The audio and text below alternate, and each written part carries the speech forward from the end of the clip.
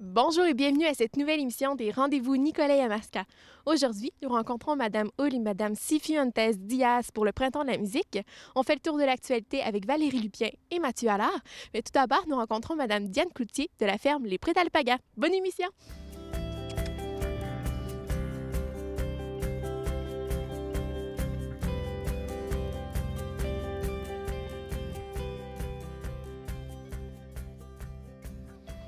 Madame Cloutier, d'où l'idée vous est venue d'avoir des alpagas chez vous? C'était lors de l'émission La Semaine verte à Radio-Canada. Et mon mari et moi, on écoutait tout bonnement.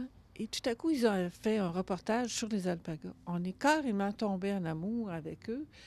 Et on s'est dit, mais ça, on aimerait ça, vraiment, en prendre soin. Ça serait le genre d'animal que j'aimerais avoir sur une ferme. Et puis, ça s'est réalisé. Et pouvez-vous nous parler de l'alpaga, cet animal qui est peu connu? C'est un animal qui est originaire de la cordillère des Andes. Et il vit au Pérou, Bolivie, Chili, mais depuis une quarantaine d'années, a été importé ici en Amérique du Nord pour le traitement de la fibre, pour en faire de la laine. Et au Québec, je dirais que ça fait peut-être 15 à 18 ans qu'il y a des éleveurs d'alpagas. On est peu nombreux, mais ça grossit tranquillement. Et à quoi ressemble une journée typique à la ferme? En fait, c'est peu d'entretien. Un alpaga, ça a besoin de foin sec l'hiver et de pâturage l'été, un peu de moulée et de nettoyer sa litière comme un petit chat, une fois par jour ou une fois par 2, 3 jours. Alors, c'est vraiment agréable de prendre soin d'un alpaga et ça demande très peu, finalement, de travail comparativement à d'autres animaux. Sur réservation, il est possible de faire des visites guidées. Qu'est-ce que vous racontez lors des visites guidées? Eh bien, je raconte un peu l'historique de l'alpaga. Je réponds beaucoup aux questions générales qui reviennent toujours sur l'animal. Et je remets aussi aux visiteurs un condensé, une brochure qui résume tout ce que je leur ai dit durant la visite.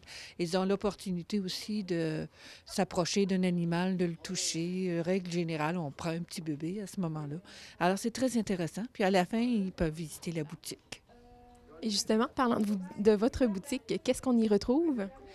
On y retrouve des articles, vêtements et accessoires confectionnés par des artisanes péruviennes, dont ce que je porte aujourd'hui, mais aussi ma laine, de la laine de mes animaux, ainsi que des choses que j'ai confectionnées moi-même et d'autres articles.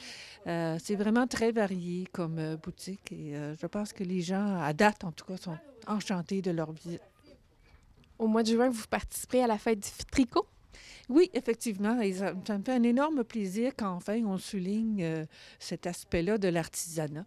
Alors, je vais être présente avec ma table là-bas à la journée complète et j'ai bien hâte de rencontrer les gens. Et pour plus d'informations, quelles sont vos coordonnées?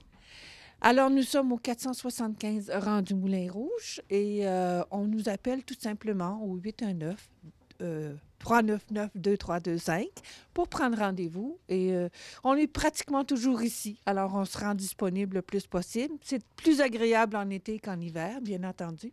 Ça nous fera plaisir de vous accueillir et on vous attend.